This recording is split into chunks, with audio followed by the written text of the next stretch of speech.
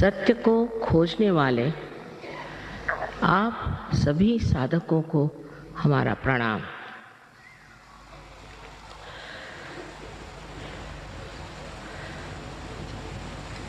इस कलयुग में मनुष्य जीवन की अनेक समस्याओं के कारण विचलित हो गया और घबरा रहा।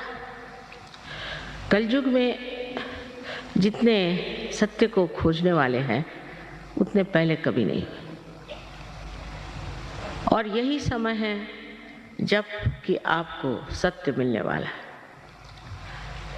लेकिन ये समझ लेना चाहिए कि हम कौन से सत्य को खोज रहे हैं, क्या खोज रहे हैं। नहीं तो किसी भी चीज़ के पीछे हम लग करके ये सोचने लग जाते हैं कि यही सत्य है। इसका कारण ये है कि हमें अभी तक केवल सत्य, एब्सोल्यूट ट्रूथ मालूम है। कोई सोचता है कि ये अच्छा है, कोई सोचता है वो अच्छा है, कोई सोचता है कि जीवन और ही तरह से बिताना चाहिए। तो विक्षुब्ध सारी मन की भावना और भ्रांति में इंसान घूम रहा। इस संभ्रांत स्थिति में उसको समझ में नहीं आता है कि आखिर क्या कारण है जो मेरे अंदर शांति नहीं। मैं शांति को किस तरह से अपने अंदर प्रस्थापित करूं। मैं ही अपने साथ लड़ रहा हूं, झगड़ रहा हूं, कुछ समझ में नहीं आता। यही कलयुग की विशेषता है, और इसी कारण इस कलयुग में ही मनुष्य खोजेगा। पहले इस तरह की संभ्रांत स्थिति नहीं थी। मनुष्य अपने मानवता से ही प्रसन्न था। अब आप इस मानव स्थिति में आ गए। इस स्थिति में अगर आपको केवल सत्य मालूम होता तो कोई झगड़ा ही नहीं होता। हर एक इंसान एक ही बात सोचता, और कुछ भी समझाने से, बतलाने से मनुष्य सिर्फ मानसिक हो जाता है, मेंटल हो जाता है। पढ़ पढ़ के भी मानसिक हो जाता है, और उसमें कोई शांति नहीं मिलती, उसमें कोई आराम नहीं मिलता, उसमें कोई चैन नहीं आता। तो सत्य क्या है ये समझ लेना चाहिए। अब बात यह है कि मैं जो कुछ भी आपके सामने बात कहूँ, इसे आप एकदम से मान्य मत करें, क्योंकि अंधश्रद्धा से हम लोग पहले ही पीड़ित हैं। स्पेशली बंगाल में तो मैं सोचती हूँ यहाँ पर इस कदर तांत्रिक ये वो सब ने जकड़ डाला। और जब हम देखते हैं कि जो धर्म के नाम पे भी बहुत बोलते हैं और चलते हैं, वो भी पीड़ित हैं, वो भी बीमार हैं, उनको भी ये तकलीफ है, वो तकलीफ है, और वो भी आपस में लड़ रहे हैं, झगड़ रहे हैं। इसका मतलब उन्होंने अभी तक सत्य को प्राप्त नहीं किया, सिर्फ उसके बड़े बड़े इश्तिहार लगा के रखे। तब मनुष्य घबरा के पूछता है कि सत्य है क्या। सत्य और प्रेम ये दोनों एक चीज है। आश्चर्य की बात है कि इसका मिलाप लोग समझ नहीं पाते। समझ लीजिए आप किसी को नितांत प्रेम करते हैं तो आप उसके बारे में हर एक छोटी छोटी बातें जान लेते हैं, पर ये परमात्मा का प्रेम है, ये दैवी प्रेम है। इस प्रेम को सत्य मान लीजिए, ऐसा मैं नहीं कहूँगी, पर यह सिद्ध हो सकता है। उसके लिए आपको इस मानव चेतना से, ह्यूमन अवेयरनेस से ऊपर उठना होगा। तभी आप समझ पाएंगे कि सत्य और प्रेम एक ही चीज है, और ये दोनों ही चीज, दोनों ही बातें, दोनों ही गुण ऐसे मनुष्य में होते हैं जिसने आत्म साक्षात्कार को प्राप्त कर लिया। और जिसने अभी तक आत्म साक्षात्कार को प्राप्त नहीं किया और जो सिर्फ ऊपरी तरह से बातें करता है और काफ़ी लेक्चर देगा या काफ़ी कर्मकांड कराएगा, उससे आज तक किसी का फायदा हुआ नहीं और न होगा। इसके लिए ज़रूरी है कि हम समझ लें सत्य क्या है।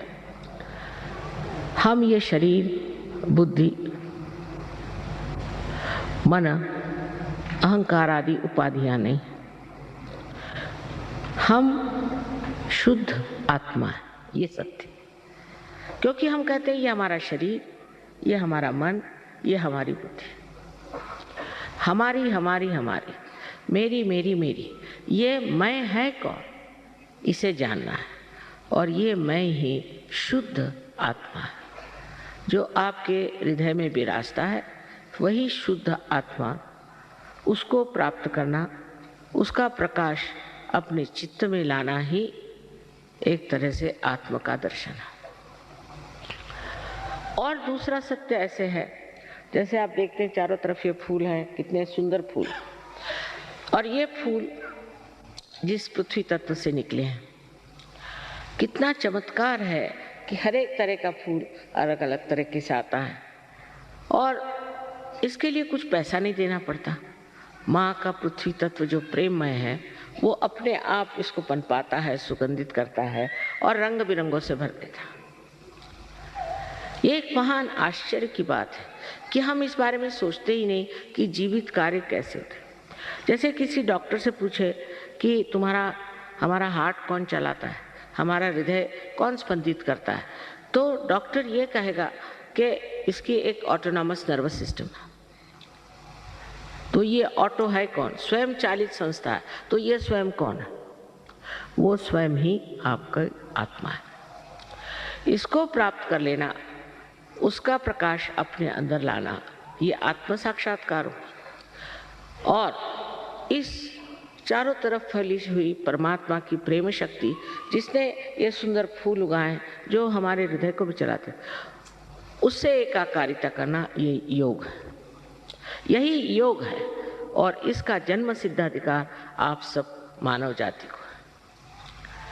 लेकिन इसको प्राप्त करने के लिए अगर कोई मूढ़ हो तो वो नहीं प्राप्त कर सकता, कोई बेवकूफ़ हो वो नहीं, कोई उद्दाम मगरूर हो वो नहीं प्राप्त कर सकता। उसके लिए नम्रता चाहिए और मांग चाहिए कि हमें ये चीज़ चाहिए। हृदय से, प्रेम से। अगर मनुष्य अपने को ज़रा सा भी देखे तो वो अब एक अधूरा है और उसके अंदर अनेक शक्तियां हैं जिसका प्रादुर्भाव, मैनिफेस्टेशन हो सकता है। लेकिन उसके लिए मनुष्य को ये समझना चाहिए कि आप नम्रतापूर्वक इसे अपने हृदय से मांगें, क्योंकि अगर प्रेम की शक्ति मांगनी है तो प्रेम पूर्वक ही मांगी जाती है। लड़ाई झगड़े से और परेशान करने से ये शक्ति कभी भी प्राप्त नहीं। इस शक्ति के बारे में आपको पहले बता ही चुके हैं वो कि त्रिकोणाकार अस्थि में ये शक्ति कुंडलिनी नाम की है। अब ये कोई नई बात मैं नहीं कह रही हूँ। हमारे शास्त्रों में छठी, समझ लीजिए छठी शताब्दी, जबकि शंकराचार्य है, उन्होंने इस पर बात की। लेकिन 13,000 वर्ष मार्कंडेय ने कुंडलिनी की बात की, पर सब संस्कृत भाषा। इसलिए 12वीं शताब्दी में ज्ञानेश्वर जी ने इसकी बात की है, जब उन्होंने ज्ञानेश्वरी लिखी जो कि गीता पर टीका थी। उसमें छठे अध्याय में उन्होंने लिख दिया कि कुंडलिनी शक्ति से आत्म साक्षात्कार घटित होता। तो उस वक़्त के जो धर्म मार्तंड थे उन्होंने कहा नहीं, ये निषिद्ध है, छठा जो अध्याय है निषिद्ध है, किसी ने पढ़ा नहीं लिखा नहीं। इस तरह से जो हमारे अंदर निहित छिपी हुई जो शक्ति है जो कि हमें उस स्थिति में पहुंचा सकती है, वो पूर्णतः एक अंधकार में, एक जिसको कहना चाहिए कि अज्ञान में, इग्नोरेंस में छिप गई। फिर हमारे यहाँ एक से एक बुद्धिमान लोग निकले, इंटेलेक्चुअल्स, जिसके लिए कबीर ने कहा है पढ़ी पढ़ी पंडित मूर्ख भय। पहले मैं सोचती थी कि पढ़ पढ़ के पंडित मूर्ख कैसे हो जाएंगे, ऐसे कैसे हो सकता, लेकिन मुझे बहुत मिले ऐसे। उनसे बात करने से पहले वही बोले जाते थे और क्या बोलते थे भगवान जाने, ये किताब में लिखा, वो किताब में लिखा। मैंने कहा आपकी किताब में क्या लिखा है वो बताइए। तो हम अपने से अनभिज्ञ अपने से अपरिचित दूसरों ही की बातें अपने खोपड़ी में भर लेते हैं। ये तो इंटेलेक्चुअल साइड हो गई। और दूसरी हो गई भक्ति की साइड, तो उसमें भी एक तरह का नशा, एक तरह का नशा है, चेतना नहीं। दोनों चीज में एक तरह से वास्तविकता से दूर, असलियत से परे, रियलिटी से बिल्कुल दूर हम खड़े हुए। अब आपको एक उदाहरण देंगे। आपके यहाँ हरे रामा हरे कृष्णा का बड़ा जोर चल रहा, लेकिन शिकागो में मैं गई थी तो वहाँ शिकागो में उनके अब जो गुरु हैं वो आए, तो वो बिल्कुल पतली धोती पहन के और ऊपर एक बनियान पहन के आए, और इतनी ठंड थी कि मैं तो शॉल में भी ठिठुर रही थी और वो भी ठिठुर रहे थे। तो मुझे मिल आया, मैंने कहा ये आप क्या पहन रहे हो, ये ऐसी पतली धोती क्यों पहने हो भाई, इतनी ठंड है, मैं तो माँ हूँ ना। तो दुख लगा कि ये बेचारा धोती क्यों पहने। सो कहने लगे कि भाई बात यह है कि मेरे गुरु ने कहा कि आपको धोती पहने चाहिए तभी आपका मोक्ष होगा। मैंने कहा अच्छा। हमारे भारतवर्ष में 80% लोग धोती पहनते, बंगाल में तो और भी ज़्यादा। और इन सबका अगर मोक्ष होने वाला है तो तुमको स्थान कहाँ मिलेगा। फिर उसने बाल सब मुंडाए हुए थे बेचारे ने, और एक चोटी रखी हुई थी। सो मैंने कहा ये बाल क्यों मुंडा लिए। पहले गुरु ने कहा जब तक बाल नहीं मुंडाओगे तब तक तुम्हारा मोक्ष नहीं हो सकता। उस पर कबीर ने एक बड़ा सुंदर कहा है कि बाल मुंडाने से आप स्वर्ग में जा सकते हैं, तो जिस मेंढे के हर साल 2 बार बाल मुंडाए जाते वो आपसे पहले पहुंच जाएगा। और वो इसको मानते हैं बड़े श्रद्धापूर्ण रीति से, और मुझसे नाराज हो गए कि आपके मैं भी गुरु के विरोध में बोल रहे हूँ। नहीं, मैंने कहा मैं तो माँ हूँ ना, तो इसलिए पूछ रही हूँ कि भाई ये अपनी दुर्दशा क्यों बनाए। फिर दूसरी बात समझने की है कि उपवास करो, ये नहीं खाओ वो नहीं खाओ, उपवास करो, सर के बल खड़े हो जाओ, ये करो। कहने काय के लिए, मोक्ष प्राप्ति के लिए। घर परमात्मा आपके पिता स्वरूप प्रेम स्वरूप है, तो कौन पिता चाहेगा कि अपना बच्चा सर मुंडा के पतली सी धोती पहन करके सर के बल खड़ा हो जाए अपने पिता से मिलने के लिए। बताइए कितनी अजीब सी बात है। कोई पिता चाहेगा कि अपना बच्चा भूखा मरे। और माँ को तो अगर सजा देना तो खाना बच्चे बंद कर देते, हम खाना नहीं खाएंगे, हो गया, माँ खत्म। कुछ भी गुस्सा आएगा उनका खत्म हो जाता। आप तो माँ को बहुत अच्छे से जानते। तो कौन ऐसा विचित्र तरह का आलंबन है जिससे आप इस मोक्ष को प्राप्त हो सकते। आप जब मनुष्य हुए तो आपने कितना पैसा खर्च किया। आप कौन से तांत्रिक के पास गए थे कि गुरु के पास गए थे, कुछ किया था? आप मनुष्य तो हो ही गए ना। तो कोई ना कोई ऐसी अंदर शक्ति है जिसे मैं प्रेम की शक्ति कहती हूँ, जिसको कि रिडम्पशन की शक्ति कहते हैं, जिससे मनुष्य का उत्थान होता है, जिससे आज आप मनुष्य स्वरूप हो गए। अब अगर ये आपके अंदर शक्ति है, समझ लीजिए, अगर है तो उसका उत्थान क्यों न किया जाए। अब इसके लिए आप पैसा वैसा नहीं दे सकते, इसके लिए आप मुझे नहीं खरीद सकते। कोई अपनी माँ को खरीदता है क्या? कम से कम अपने देश में तो कोई नहीं खरीदता, आप परदेश की बात छोड़ो। तो इसको पाने की चीज क्या है? ये भी आपकी अपनी व्यक्तिगत अपनी आपकी माँ है, हर एक की। और आपके अंदर जो भी कुछ है, आपका भूतकाल, आपका भविष्यकाल, आपका सब कुछ इसमें टेप रिकॉर्ड के जैसे भरा हुआ, और वो जानते। ये आपकी माँ व्यक्तिगत आपकी अपनी अपनी अलग अलग माँ है, वो आपके कुंडलिनी में स्थित है। और इसकी शक्ति को अगर जागृत करना है तो उसके लिए आप क्या पैसा दे सकते हैं? अगर समझ लीजिए इस पृथ्वी में आपको पृथ्वी माँ के उदर में एक अगर बीज आपको बोना है तो वो अपने आप सहज स्पॉन्टेनियसली पनप जाता है। उसके लिए क्या आप सर के बल खड़े हो नहीं तो कुछ भी करो, उससे फायदा होगा? समझ की बात है। जो जीवित कार्य है वो सारा जीवित कार्य सहज होता है। सहज का माने दूसरा और ये कि सह माने आप और ज माने आपके साथ पैदा हुआ। ये योग का अधिकार है, इसे आपको प्राप्त कर लेना चाहिए। फिर उससे अनेक लाभ हैं। मुझे पता नहीं योगी जी ने आपसे क्या क्या लाभ बताया, लेकिन एक संसार में आप अगर किसी से प्यार करते हैं तो आप नहीं जानते कि सूक्ष्म में उससे कितने लाभ होते हैं। अगर आप प्यार करते हैं और वो भी आपसे प्यार करता है तो दोनों के आदान प्रदान में एक बड़ी सूक्ष्म सी संवेदना होती है जो बहुत सुखदायी और शांतिमय होती है।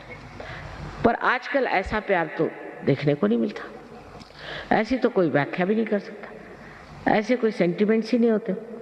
एक दूसरों को नीचे गिराने में, इसकी उसकी गर्दन काटने में ही हम लोग लगे। प्यार की तो बात छोड़ी, यहाँ तक कि जो बड़े भक्ति योग फलाना ठिकाना प्रीच करते हैं और बिठाकर लोगों से भक्ति कराते हैं, वो सब लोगों का ध्यान सिर्फ पैसा लेने पर है। ये समझ लेना चाहिए। इस पृथ्वी माँ को आपने कितना पैसा दिया है जो ऐसे सुंदर सुंदर फूल आपको दे रही है। पहली तो चीज है कि आप प्यार को खरीद नहीं सकते। खरीदा हुआ प्यार नहीं होता। और प्यार की महिमा आप तभी जान सकते हैं जब आप इस महान चैतन्य के प्यार में डूब जाए। आपकी बारीक बारीक चीज भी वो देखता है और संभालता है।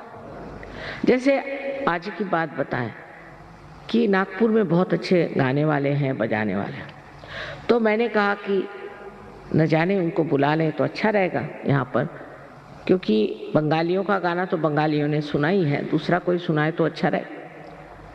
और देखिए सवेरे पहुँच गए वो अपने आप से। मैंने कहा आप कैसे आए? तो कल दुर्गापुर में हमारा प्रोग्राम है, वहाँ हमें जाना था तो हम आ गए। आपको सहज में ऐसी बातें होती हैं कि चमत्कार पे चमत्कार हो रहा है। आपको मैं बताऊंगी तो आपको विश्वास देगा कि चमत्कार जिसको हम कहते हैं वो चमत्कार नहीं है, क्योंकि यह परमात्मा का क्या है, उसमें क्या चमत्कार हो सकता, वही स्वयं चमत्कार है। हमारी दादी जी एक किस्सा सुनाती थी बहुत मजेदार, कि एक इंसान परमात्मा को मिलने चला तो उसको रास्ते में एक आदमी था, वो सर के बल खड़ा था। वो कह रहा था भाई मैं तब से सर के बल खड़ा हूँ, मुझे भगवान कब दर्शन देंगे, तो ज़रा भगवान से जाके कहो कि ज़रा जल्दी दर्शन दे। तो ये गए। रास्ते में दूसरा एक बिल्कुल पड़ा होता रास्ते के किनारे, तो उसने कहा कि भाई भगवान ने आज मेरे खाने की व्यवस्था नहीं करी, उनसे ज़रा कह देना मेरे खाने की व्यवस्था रखे। पंखा चला तो पंखा भी चला गया।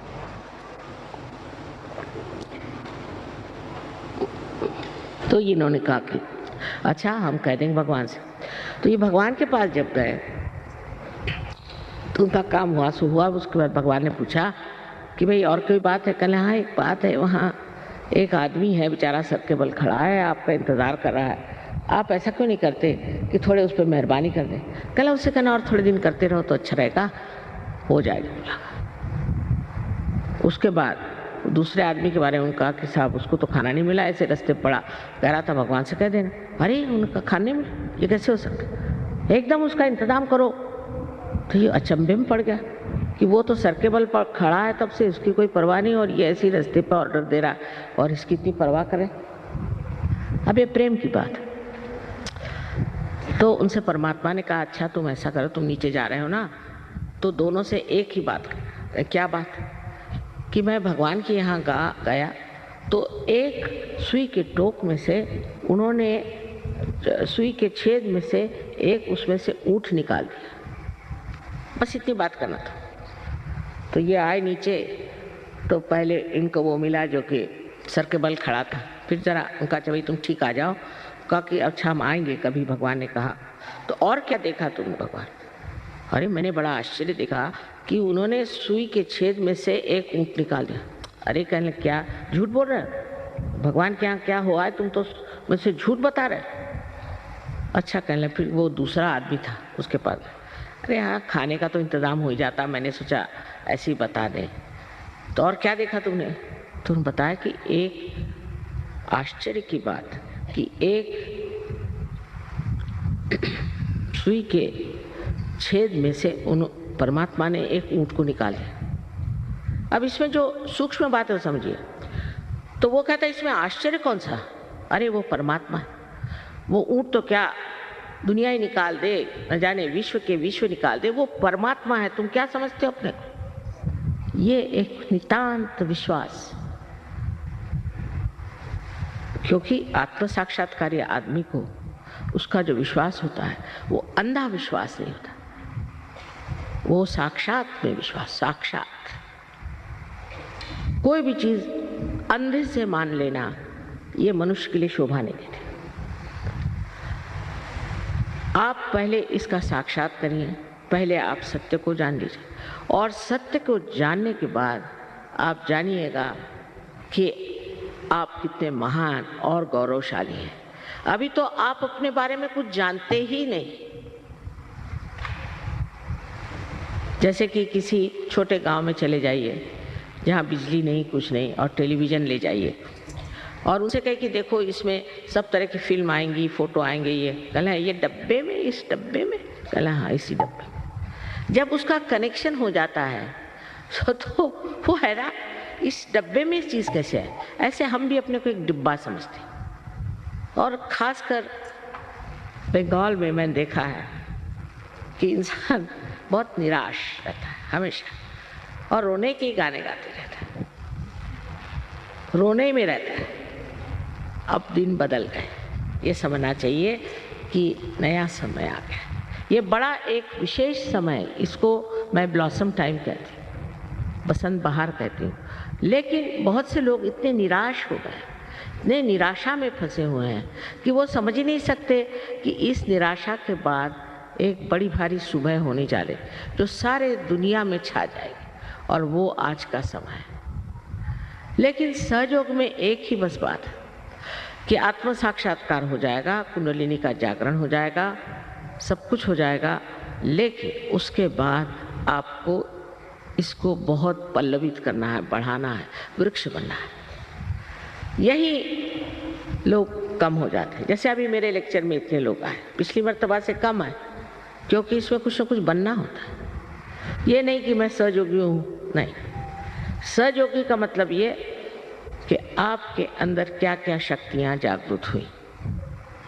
सबसे तो पहले आपको वो स्थिति मिलती जिसे हम लोग निर्विचार समाधि कहते हैं।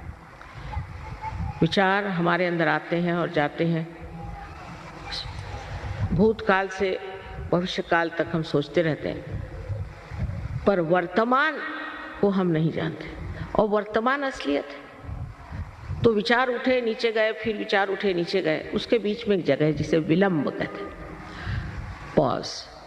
वो विलंब को हम नहीं पकड़ पाते जहाँ वर्तमान है। या तो आगे की बात सोचते, पीछे की, जैसे अभी जिनको जाना है वापस सोच रहे होंगे कि अब ट्रैम मिलेगी नहीं, बस मिलेगी कि नहीं, ये है नहीं वो नहीं। या तो पिछली बातें सोचते रहे। और मैं अगर कहूँ कि अभी वर्तमान में आप खड़े हो जाइए तो नहीं हो सकते, क्योंकि एक विचार उठा खत्म, दूसरा विचार उठा खत्म, और हम उसके ऊपर में नाचते रहते हैं। लेकिन जब कुंडलिनी जागृत होती है तो ये विचार लंबाकृत हो जाते हैं, ऐसे रिलैक्स हो जाते हैं, लंबाकृत, और उसके बीच में जो जगह बन जाती है और वर्तमान में आप खड़े हो जाते हैं। और जब आपका चित्त वर्तमान में होता है तो आप कुछ नहीं सोचते, निर्विचार, और निर्विचार में आनंद झरने लग जाता है। अब जैसे यहाँ एक बड़ा सुंदर कारपेट है, एक उदाहरण के लिए, तो मैं कहूँगी भाई कितना सुंदर है, अब मैं करिए मेरा है तो मेरे लिए सर दर्द हो जाएगा कि भाई ख़राब ना हो जाए, ये नहीं वो नहीं, इंश्योर करो, सब जो होते हैं प्रॉब्लम्स कोई चीज़ पाने की। और मेरा नहीं दूसरे का है तो मैं ये सोचूंगी कितने का मिला, कहाँ मिला, कब पाएंगे ये। लेकिन अगर हम निर्विचार इसे देखें तो इसको बनाने में जिस कलाकार ने अपना आनंद बूंद दिया है, वही आनंद सर से लेकर नीचे तक ठंडा ठंडा बहना शुरू हो जाए और उस आनंद में आप स्नात हो जाएंगे। जब आप निर्विचार हो जाते हैं तब आप अपने शांति में खड़े हो जाते हैं। शांति, ये कहने की बातें हैं कि शांति के बड़े बड़े इन लोगों ने ऑर्गेनाइजेशंस बनाए, शांति में अवार्ड्स दिए, ये वो। मैंने तो बहुत से लोगों को देखा है जिनको बड़े शांति अवार्ड्स मिले, इतने गर्म होते हैं, इतनी गर्म तबीयत कि उनसे अगर मिलना हो तो एक लकड़ी जाग लेके जाइए सामने, और नहीं तो लेके 2-4 झापड़ी मार देंगे आपको। कोई आप उनसे बात ही नहीं कर सकते, इतने गुस्से ले लोग, उनमें कोई प्रेम की झलक भी नहीं। वो क्या है, शांति दें। और उनको इंटरनेशनल अवार्ड्स मिले, पता नहीं किस तरफ से देख के दिए उनको इंटरनेशनल। इस प्रकार हम लोग बिल्कुल भुलावे में रहते हैं, क्योंकि हमारे अंदर की जब शांति प्रस्थापित होती है तब हम समझते हैं कि शांत चित्त क्या होता है। जैसे कि आप पानी में खड़े हैं तो आप परेशान हैं उसकी लहरों से, क्योंकि लहरें आकर के आपको डरा रही कि कहीं डूब न जाए। पर अगर आप किसी नाव में चले जाए तो आप लहरें देख रहे हैं, मजा आ रहा है, आपको घबराहट नहीं। पर अगर आप तैरना जानते हैं तो आप कूदते हैं नीचे में और जो डूब रहे हैं उनको बचा सकते हैं। इसी प्रकार सहयोग में आपकी प्रगति थी। पहले आप निर्विचार समाधि में उतरते हैं, फिर आप निर्विकल्प समाधि में। कभी कभी ये किसी किसी को दोनों एक साथ मिल जाते हैं, ये बड़ी आश्चर्य की बात है। दोनों चीज एक साथ घटित होती है और इसमें इंसान जो है उस शांति को भी प्राप्त करता है और उन शक्तियों को भी प्राप्त करता है जो उसके अंदर निहित है। पर उसका कोई वो ये नहीं उसके लिए बाल मुंडा ले या उसके लिए भगवा वस्त्र पहने, कुछ ये सारे भाव अंदर होते। आपको तो राजा जनक की कहानी मालूम है, मुझे नहीं बताना चाहिए। पर जैसे अब मैं गृहस्थ हूँ, मेरे पति ऐसे ऐसे हैं, चलो उन्होंने कहा तो कपड़े पहन लिए अच्छे, कहा तो जेवर पहन लिए। जब किसी चीज को पकड़ा ही नहीं तो छोड़ेंगे क्या? अगर आपने पकड़ के रखा है तो आप छोड़ सकते हो, पर अगर पकड़ा ही नहीं तो छोड़ो क्या? इस तरह की स्थिति जो है संन्यास अंदर से होती है, बाह्य से दिखाने की स्थिति नहीं होती। बाहर से तो कपड़े सन्यासी के पहले, अंदर धंधे चोरों के, इसका फायदा क्या? तो ये जो ढोंग है ये सब खत्म हो जाता है, क्योंकि मानव अपनी इज्जत करने लगता है, अपना मान उसको होता है, उसके अंदर एक तरह की चमक आ जाती है कि मैं क्यों, मुझको क्या करना। और ये आत्म साक्षात्कारी लोग ही दुनिया में बड़ा बड़ा नाम करते, जैसे अपने यहाँ तिलक साहब, तिलक आत्म साक्षात्कारी थे, इसमें कोई शक नहीं। अब्राहम लिंकन थे, वो आत्म साक्षात्कारी थे। शास्त्री जी थे, वो आत्म साक्षात्कारी। हमें तो हम कहते हैं कि जो लोग आत्म साक्षात्कारी नहीं, वो कभी भी सत्य पे टिक ही नहीं सकते। आप कोई भी ऑर्गेनाइजेशन ले लीजिए, बस झगड़े शुरू आपस में। क्यों? क्योंकि असत्य पे खड़े हो, इसीलिए सब डामाडोल हो रहे हैं। तो पहले आपको प्राप्त करना चाहिए कि अपनी अंदर की शांति। इस शांति को प्रस्थापित किए बगैर आप कोई भी विश्व में शांति नहीं कर सकते। आपको आश्चर्य होगा, रशिया में यहाँ से कहीं अधिक लोग, सारा इससे बड़ा भी होता है स्टेडियम, सारा भर जाता है और सारे के सारे एक साथ पार हो जाते हैं। और इतने शांत चित्त लोग हैं रशिया के। कम्युनिज्म का यही फायदा मैंने देखा कि उनको किसी चीज़ से, जिसको कहते हैं कि किसी चीज़ को पकड़ नहीं है। उनकी गवर्नमेंट ने कहा अच्छा तुमको हम तुम्हारे फ्लैट्स दे देते हैं, ले लो। ना ना, हमको नहीं चाहिए, तुम ही रखो। ये एक फायदा हुआ। उसमें 35 या 40% लोग बहुत ही बेकार हैं। उनको तो मालबोरो सिगरेट दे दो तो भी चाहिए, वो खुद दे दो तो चाहिए। पर बाकी के जो है इतने कमाल के लोग हैं। जिस वक्त मैं कू हो रहा था, मैं वहाँ थी, तो मैंने कहा तुम लोग परेशान नहीं, ये कू हो रहा है? कहले माँ हम कोई इस राज्य में थोड़ी रहते हैं, हम तो we are living in the kingdom of God, परमात्मा के साम्राज्य में रहते हैं, हमको क्या परवाह। और इस तरह से उन लोगों ने अपने को समझ लिया, इस तरह से पार हो जाते हैं। हजारों हजारों लोग रशिया में पार होते। एक गांव है तलियाती, वहाँ 21,000 सहयोगी है। सहयोगी इसमें फ़र्क है, पार हो जाना और सहयोगी होना। और एक मजाक ऐसा है कि उन्होंने एक अमेरिकन सहयोगी से पूछा कि भाई अमेरिका में कितने सहयोगी हैं, तो उन्होंने कहा कि 57। तो कहा है तुम्हारे यहाँ 57,000 है, हमारे तो तलियाती में 21,000 ही। तो ये फर्क अमेरिकन और एक रशियन का है। ये समझने की बात है कि जो रशिया में हालत हो गई वो यहाँ भी होगी, इसमें कोई शंका नहीं, पर उसमें ये देखना है कि आप लोग सहज में हैं या नहीं, क्योंकि सहज ये मध्य मार्ग है, बुद्ध का बताया हुआ मध्य मार्ग। मध्य में आना चाहिए, एक एक्सट्रीम में राइट, एक एक्सट्रीम में लेफ्ट है, इसके मध्य में जो है वो सहज हो गए और आप मध्य मार्गी होते हैं। आप बुद्धिस्ट नहीं होते, वो भी एक नमूने हैं, बुद्धिस्ट को छोड़िए, पर मैं कहती हूँ कि आप मध्य मार्गी हो जाते, असलियत में मध्य मार्गी हो जाते, एक संतुलन आपके अंदर आ जाता। उसके बाद आपके अंदर, अब ये बंगाल तो कला के मशहूर है, बहुत कला है, लेकिन उस कला का प्रादुर्भाव नहीं, उस कला के संसार में कहना चाहिए कि लोगों को पहचान नहीं। और वो कला जो आपके अंदर आज ऐसी ही बंगाल में घुट रही है, वो सारे विश्व में फैल जाए, क्योंकि आपके अंदर एक ऐसी व्यक्ति जागृत हो जाएगी जो एक विशेष रूप कला को बढ़ावा देने के लिए, उसके प्रादुर्भाव के लिए एक विशेष रूप से कार्यान्वित होगी। अब हमारे यहाँ बहुत से कलाकार सहयोग में आकर के कहाँ से काम हो रहे हैं। आपने देबू चौधरी का नाम सुना होगा, उनके हाथ में क्रैम्प्स होते थे, पहले बजा नहीं पाते थे, सहयोग में आते, आज कहाँ से काम हो रहे। अमजद अली, उनसे पूछा, सिफात हुसैन कहाँ, इतने लोग हैं जो कि सहयोग में आने के बाद ही पनप गए। सुष्मिता सेन भी सहयोगिनी है।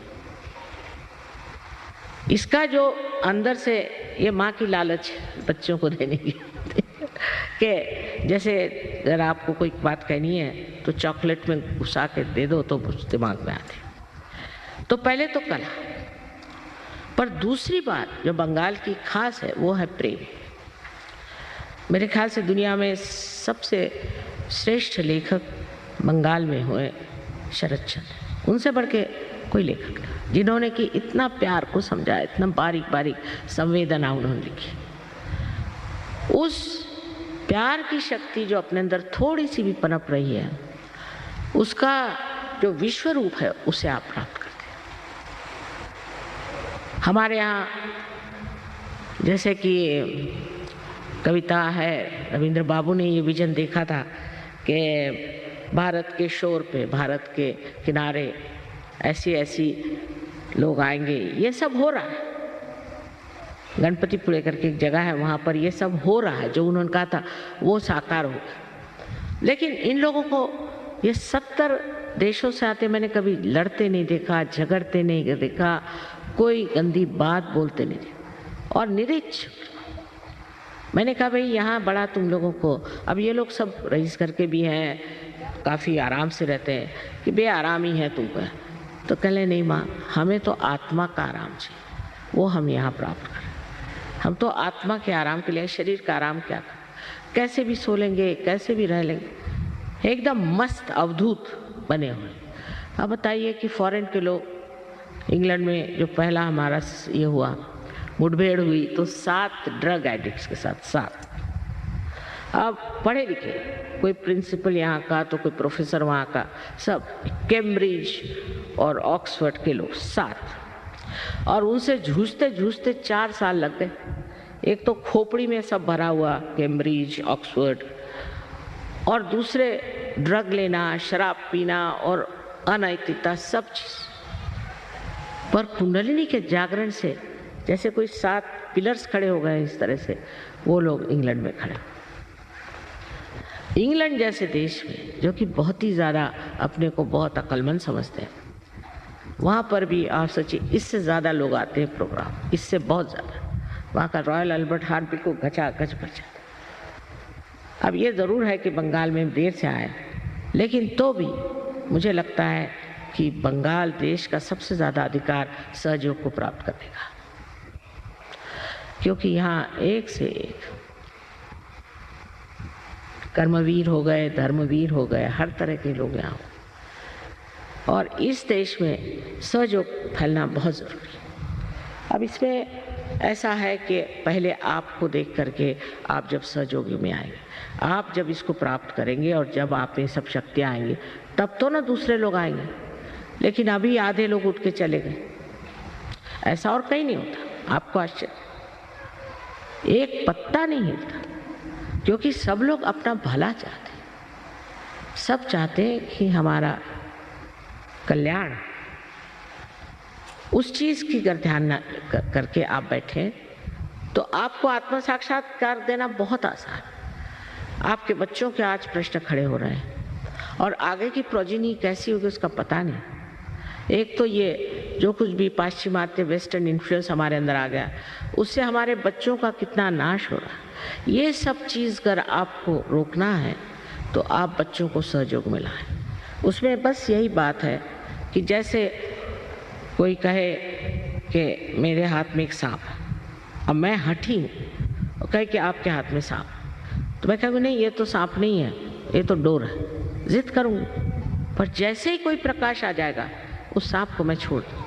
इसी प्रकार सहयोग में जब मनुष्य आता है तो आत्मा के प्रकाश में जो कुछ चीज़ हमारी नाशवंत है, डिस्ट्रक्टिव है, उसको एकदम छोड़ देता है। एकदम। मैंने तो यहाँ तक देखा है कि एक रात में लोगों ने ड्रग्स छोड़ दिया, हजारों लोगों ने। लेकिन हमारे यहाँ जो प्रश्न है वो ये कि हम में बहुत से ऐसे संस्कार हैं जो गलत है। पहले तो संस्कार हमारे कर्मकांडों के, फिर दुनिया भर के झूठे गुरु लोग। पहले दिन मैं आई थी जब यहाँ पहला प्रोग्राम हुआ तो हॉल में सिर्फ एक आदमी था, आप सोचिए, और बाहर एक तांत्रिक अपने को मार रहा था हंटर से, वहाँ हजारों लोग खड़े थे। मैंने कहा बाबा इस बंगाल को नमस्कार। पता नहीं क्या हुआ, वो तांत्रिक के पीछे लगा। फिर जिसको पूछे मैं दीक्षित हूँ, हर एक आदमी दुखित है ये नहीं कोई कहता, पर दीक्षित। और इस दीक्षा में आपने क्या प्राप्त किया, कम से कम ये तो पूछना चाहिए खुद से। मैं इसलिए आज साफ साफ कह रही हूँ कि किसी भी चीज़ से एक माँ ये पूछे कि बेटे तुमको क्या मिला, तुमने क्या प्राप्त किया, तुम दीक्षित तो हो गए, कुछ मिला तुमको, उससे कुछ लाभ हुआ। सहयोग के लाभ अनेक। सबसे तो ये कि जीवन एक चमत्कार हो जाता है। अब सहयोगियों के ऐसा है कि चमत्कार का कोई अंत ही नहीं। ये लोग जब मुझे चिट्ठियाँ लिखती कि ये चमत्कार हुआ, वो चमत्कार हुआ, मैंने कहा अच्छा हुआ होगा भाई, रहने दो, क्योंकि उसको लिखने के लिए भी और पढ़ने के लिए भी टाइम होना चाहिए। सारा जीवन जो है इतना आनंदमय हो जाता और आप आनंद के बिल्कुल सागर में डूब जाते। एक तो आप शांति में आ जाते हैं और जो आपकी शक्ति है वो प्रेम की शक्ति। प्रेम की शक्ति में थकान नहीं होती। अभी हमारी उम्र 72 साल की हो गई और हम रोज ही मेहनत कर रहे हैं। परसों ही नेपाल में 20,000 लोग थे नेपाल में, फिर आज आप लोगों के सामने आ गए और हमें थकान नहीं। उसकी वजह क्या कि प्यार करते वक्त कोई थकान होती है? अरे ये प्रेम की शक्ति है, इसमें इंसान को थकान, आनंद आता है। बस आनंद में ही विभोर इंसान रहता है। आज ही एक कैंसर पेशेंट ठीक हो गए सहयोग से, लेकिन हम इसको अनाउंस नहीं करते। ये तो रोजमर्रा का धंधा है, रोजमर्रा। लेकिन इसको अनाउंस इसलिए नहीं करते कि सारे कैंसर पेशेंट ही मेरी खोपड़ी पे आ जाए। पहले आपको ही सहयोग का हम बना देते हैं सहयोगी, तो आप ही ठीक कर सकते। सबको मैं थोड़ी ठीक करती हूँ, सहयोगी ठीक कर रहे हैं हर जगह, सहयोगी मेहनत कर रहे हैं और बड़ा आनंद आता है सब। इसमें कोई मिशन नहीं है, कुछ नहीं है, ना हमारा कोई ऑर्गेनाइजेशन है। आप आश्चर्य करेंगे कि हमारा कोई ऑर्गेनाइजेशन नहीं, कोई मेंबरशिप नहीं। जो सहयोग में आ गया वो जैसे समुद्र में उतर गया, फिर उसको क्या सर्टिफिकेट दें या उस पर कौन सा ब्रांड लगाना है। ये चीज़ आप सबको घटित हो सकती, सब आप प्राप्त कर सकते हैं, सिर्फ आपको हृदय से ये मांगना चाहिए। अब इसके लाभ कितने हैं अगर शुरुआत से आखिर तक बताएं तो कठिन है, पर पहला लाभ तो ये है कि आपके अंदर अबोधिता, इनोसेंस जागृत हो जाता है। अब लोग कहेंगे कि इनोसेंट आदमी को कोई ठगता है, सजग कोई ठग नहीं सकता, उसके ऊपर परम चैतन्य की छत्र छाया, कोई नहीं ठग सकता। अगर कोशिश करे तो वही ठग जाएगा। वो पूरी तरह से सुरक्षित है पहली बात, और उसकी स्वयं अपनी आंख जो है एकदम शुद्ध हो जाती। ईसा मसीह ने कहा thou shalt not have adulterous eyes, इतना सूक्ष्म बोले, आंख में भी लस्ट और ग्रीड नहीं होना चाहिए। यह सजोग में सिद्ध है, आंख में चमक आ जाती। और ऐसा आदमी अगर किसी के और कटाक्ष भी डाले या ध्यान भी दे, चित्त दे, तो भी उस आदमी की शांति हो जाती है, उसके घर में आराम आ सकता है। उसके चरण अगर किसी के घर में पड़ जाए तो वो घर भी ठीक हो सकता है। सबसे बड़े इससे समृद्धि आती है। अगर आप चाहते हैं कि बंगाल में समृद्धि आए तो आप सर्च खोलें, क्योंकि इसमें आपका लक्ष्मी तत्व जागृत होता है। जब आपका अटेंशन, आपका चित्त एकाग्र होकर किसी चीज को पकड़ता है और जब आपकी बुद्धि में आत्मा का प्रकाश आ जाता है तो न जाने कहां से कहां लोग चले गए। समृद्धि भी बहुत आती है, पर समृद्धि ऐसी नहीं आती कि आप शराब पियो और ये करो वो करो। बहुत व्यवस्थित एक, इसको कहना चाहिए, शानदार इंसान बनते हैं। अपने प्रति बहुत आदर और दूसरों के प्रति आदर हो जाता है। आदर से भी कहना चाहिए प्यार, और एक ऐसा प्यार जो बिल्कुल निर्वाज, शुद्ध, निर्मल है। ऐसा प्यार आपको एक दूसरे से प्राप्त भी होता है और आप एक दूसरे को देते भी। आज आपको पता है महाराष्ट्र से यहाँ 100 लोग आए हुए, महाराष्ट्र से 100 लोग यहाँ बैठे हुए हैं। इस महाराष्ट्र में बड़ी मेहनत करी मैंने, लेकिन संतों की भूमि है महाराष्ट्र, और इनका सहज की जो बैठक बड़ी जरूरत है। जैसे इनके गाने की बैठक है वैसे ही इनके सहज की भी बैठक है। वैसे ही बंगाल में भी ऐसे ही लोग यहाँ बड़े कर्मवीर हो गए। अब ज़रूरत है नए आंदोलन की और नए एवोल्यूशन की, जहाँ पर मनुष्य अपने उस स्तर में पहुँच जाए जो उसके लिए साध्य है और जो उसको मिलना ही। इस आधे अधूरे जिंदगी तो अच्छा है, इसे आप प्राप्त करें और करना कुछ नहीं। आपकी सर्जनता, आपकी क्रिएटिविटी इतनी बढ़ जाएगी कि आप खुद समझ नहीं पाएंगे ये कहाँ से आए। ऐसे ऐसे लोग जिन्होंने कभी कविता तो क्या, कोई भी लेख भी नहीं लिखा, ऐसे कविताएं लिखी, और महादुष्ट लोग भी उनकी शक्लें बदल गई। इसमें ये समझ लीजिए कि एक मनुष्य एक नए अवतरण में उतर आता है, और ये सब आपका ही है, मेरा क्या। आप ही की कुंडलिनी और आप ही का पाना, सिर्फ एक जागृति की बात है। जागृति हो जाए, जैसे कि एक बीज में से एक अंकुर निकल आता है, इस तरह से जागृति हो जाएगी। पर जागृति के बाद उसको वृक्ष बनाना आपको जरूरी है। इसमें कच्चे पड़ जाते हैं। इसमें मैं कहूँगी रशियंस ज़बरदस्त होगा। और नॉर्थ इंडिया में दिल्ली जैसी जगह 16,000 सजोगी हैं। आप समझ सकते हैं कि नॉर्थ इंडिया, जहाँ की उनको दत्तात्रेय कौन मालूम नहीं, कुछ कुंडलिनी को कुंडली कहते थे, ऐसे लोग इतने ऊंचे पद पर क्यों चले गए? उनमें कंडीशनिंग नहीं, कुछ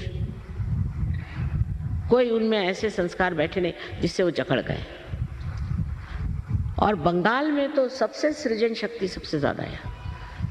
यहाँ पे भक्ति है, सृजनता है, सब कुछ है। सिर्फ एक बात की कमी कि अपने ऊपर विश्वास नहीं, आत्मविश्वास नहीं। अपने को हमेशा कम ही समझते हैं। जब तक आत्मविश्वास नहीं होगा तब तक सहयोग आप साथ दे नहीं कर सकते, क्योंकि आप ये है, मैं कहती हूँ आप यही हैं कि आप उस महान शक्ति को प्राप्त करें। आप में सब कुछ निहित है, लेकिन विश्वास नहीं, आत्मविश्वास नहीं। यही सोचते हैं कि हमने तो ये गलती करी तो हमने वो गलती करी, हमेशा गिल्टी फील करते हैं। हमको कैसे मिलेगा, हम कैसे, अभी मैं कह रही हूँ आपको मिलेगा सब, सिर्फ आत्मविश्वास हो कि हमें मिलने वाला है, ये हमें मिलने का है और ये हमारा अपना हक है प्राप्त करने। और बहुत आसानी से सहज आपको मिल सकता है। अपने ऊपर पूर्ण विश्वास होना चाहिए कि आज ही आप सबको ये प्राप्त हो। एक बात। दूसरी बात इसमें यह है कि अपने को तो आपको माफ कर देना चाहिए। आपसे लोग कहते हैं तुमने ये पाप किए, वो पाप किए, सब यहाँ भूल जाना चाहिए। जो ऐसे कहते हैं वही पापी है, मैं तो ये कहती हूँ। जो आपको समझाते हैं वही पापी है। कोई पाप पुण्य की बात आज नहीं करनी। मेरे लिए आप बच्चे हैं ना, माँ के लिए बच्चे कैसे भी हों तो भी प्यारे होते हैं। तो ये सब बातें जो जिससे कि आप अपने ऊपर ग्लानि करें और अपने को न्यून समझें, इसे मेहरबानी से आप लोग भूल जाइए और ये जानिए कि आप परमात्मा के नज़र में दोषी नहीं, और आप इससे मानना होगा कि आप दोषी नहीं, बिल्कुल भी कोई भी दोष आपके अंदर नहीं। इस सच्चे श्यामलाम भूमि में इतनी पुण्य भूमि है, इसमें आप दोष कैसे कर सकते? इतनी तकलीफ़ें हैं, परेशानियाँ हैं, इतने आप बर्दाश्त करते, कोई संसार में लोग नहीं कर सकते जैसे आप लोग सहन करते। फिर आप अपने ही ऊपर लेते हैं। कोई लोग कहते हैं हमारा पूर्व जन्म ऐसा था, कुछ नहीं, आज उससे संबंधी नहीं, आज वर्तमान की बात मैं करें, इस वक्त आप आए तो इसलिए आप मुझ पर विश्वास करके अपने को क्षमा कर दें। पहली बात ये बहुत ज़रूरी, आत्मविश्वास हो और अपने को पूरी तरह से क्षमा करें। और दूसरी बात है कि आप सबको क्षमा कर दीजिए, क्योंकि क्षमा करो या न करो आप कुछ करते नहीं। क्या करते हैं आप जब आप क्षमा नहीं करते? कुछ भी नहीं। ये तो एक मिथ्या बात है कि हम नहीं क्षमा कर सकते, बड़ा मुश्किल है। कोई मुश्किल, उल्टे जब आप क्षमा नहीं करते हैं तब आप अपने को दुख देते। जिसने आपको तकलीफ दी, परेशानी दी, उसको अगर आप क्षमा कर दें तो आप अपने को कम से कम परेशान तो नहीं करेंगे। वो तो आराम से बैठा है और आप अपने को बेकार में चले जा रहे हैं। बिल्कुल लॉजिकल है ना बात। तो अभी इस वक्त आप लोग सब इतना करिए कि माँ हमने सबको क्षमा कर दिया। उनका नाम भी नहीं सोचने का, क्योंकि वे सरदर्द, हमने सबको क्षमा कर दिया। इतना ही अपने मन में कहने से चीज एकदम आपको हल्कापन आ जाएगा। यही मैंने ये बात कही जिसे संस्कृत में हम क्षम दो मंत्र कहते हैं, बीज मंत्र है कि पहले तो ये कि मैं गलत नहीं हूँ, हम मैं हूँ, और दूसरा ये कि सबको मैं क्षमा कर देता हूँ। दोनों चीज आपके अंदर इस वक्त अगर घटित हो जाए तो बड़ा ही आसान हो जाएगा आपको प्राप्त होना। फिर दूसरी बात ये कहनी है कि आप बहुत ही पुण्य कर्मों की वजह से इस भारतवर्ष में पैदा हुए। इतना ही नहीं किंतु इस बंगाल देश में, बंग देश में आप पैदा हुए, ये आपके पूर्व जन्म के अन्य कर्मों की वजह से। और इसीलिए हमें आपको ये कहना है कि आप आत्म साक्षात्कार को बहुत सहजता से प्राप्त करें। पर सहजता से प्राप्त करने का ये मतलब नहीं कि आप इसकी इज्जत न करें और इसको बढ़ावा न दें। इसमें आपको पनपना होगा, इसको बढ़ावा देना होगा। और बिल्कुल मुश्किल नहीं है। हमारे यहाँ सेंटर है, लोग काम कर रहे हैं। अब हम देहातों में भी लोगों को भेजना चाहते हैं और इसको बढ़ाना चाहते हैं, जिससे लोगों के अंदर अपनी आत्मशक्ति प्राप्त हो। और फिर आप देखिए कि कैसे चार चांद आपके जीवन को लगते हैं। ये तो बात है कि आज इतने एक लेक्चर में सारी बात नहीं कही जा सकती, और कह कर के भी क्या फ़ायदा, ये भी तो सिर्फ बुद्धि का ही खेल है। असल में बात यह है कि ये घटना घटित होनी चाहिए। अगर समझ लीजिए ये इंस्ट्रूमेंट है और इसका एक कनेक्शन मेन से लगाने तो बेकार है। इसीलिए हम लोग बेकार हैं, क्योंकि हमारा कनेक्शन उस चारों तरफ फैली हुई परमात्मा की प्रेम शक्ति से हुआ नहीं, उस परम चैतन्य से हुआ नहीं। इसलिए हमारी कोई व्यक्तित्व नहीं है, आइडेंटिटी नहीं। और वो बहुत आसान, आप बिल्कुल इस चीज़ के लिए तैयार है और इसे आप प्राप्त कर सकते हैं। तो अभी देखिए, सिर्फ आपको ऐसे हाथ कर रहे हैं, ज़रा थोड़ी देर 5 मिनट बैठिए, इतने से आइए। क्या आप लोग सिर्फ मेरा लेक्चर सुने आए थे? तो आत्म साक्षात्कार के लिए आए ना? नहीं तो अपने एक और बीमारी, दर्शन हो गए। चलो, मेरे दर्शन से कुछ नहीं फायदा होने वाला उसके लिए बहुत मंदिर बने हुए हैं। हाँ, दोनों हाथ मेरी ओर करें। अब ये कहना कि जिसको जाना है अभी चले जाए। जिस वक्त में हम जागृति का कार्य करेंगे तब उठ के जाने की कोई ज़रूरत नहीं। दोनों हाथ हमारी तरफ।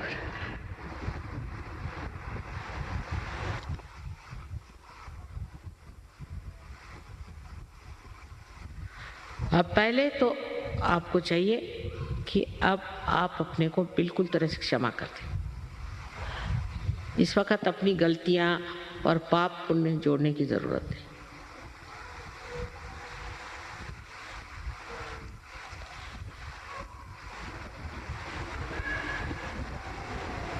और अब आंख बंद कर ले, चश्मा निकालें। इनके पैर में जूते होंगे, तो जूते निकाल देंगे जो बैठे हैं ऊपर में लोग।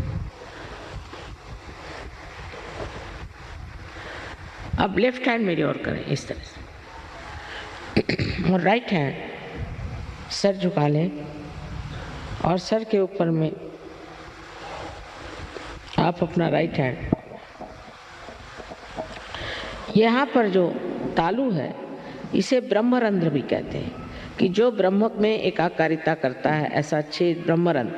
अब इस पे राइट हैंड रखें दूर ऐसे, और अब देखें कि आपके ब्रह्मरंध्र में से ठंडी या गरम कोई हवा जैसी चैतन्य की लहरियां आ रही क्या, जिसको कि आदि शंकराचार्य ने सौंदर्य लहरी कहा था।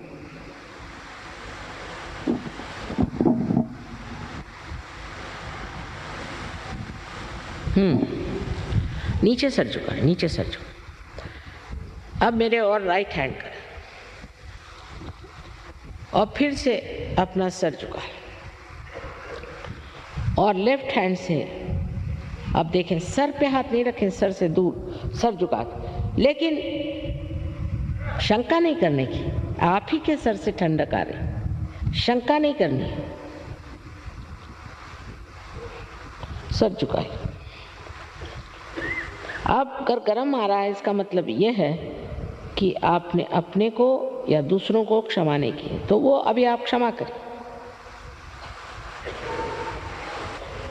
और इस वक्त ये मांगना है कि हमें माँ आत्म साक्षात्कार दीजिए।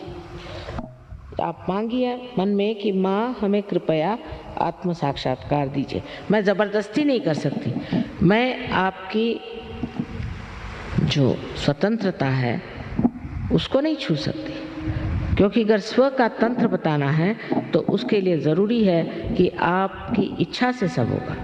तो अब फिर से राइट हैंड से आप देखिए और कहिए कि माँ मुझे मेरा आत्म साक्षात्कार दीजिए, राइट हैंड से।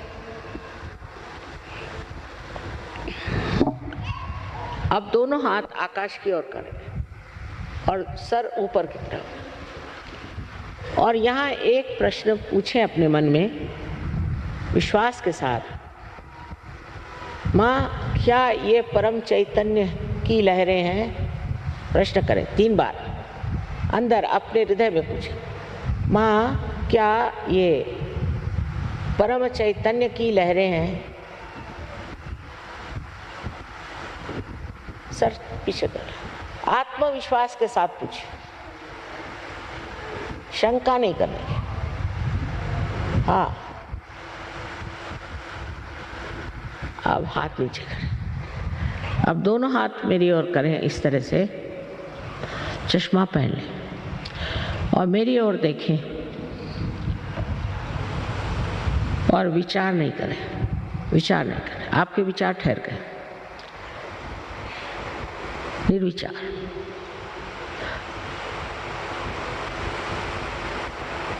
यही निर्विचार समाधि।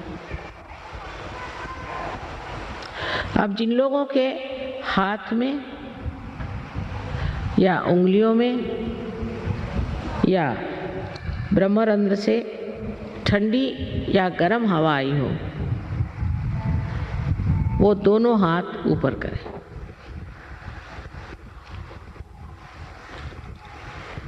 वाह वाह, जरा देखिए आप लोग, क्षण भर में तो सब पार हो गए, क्षण भर में सब पार हो गए, सबने प्राप्त कर लिया। आप इसको आगे बढ़ाना है। आप सारे आत्म साक्षात्कारी लोगों को हमारा वंदन, अनेक बार वंदन। आप इसको बढ़ाना है। एक आध दो को नहीं हुआ होगा, कोई बात नहीं, हाथ नीचे कर।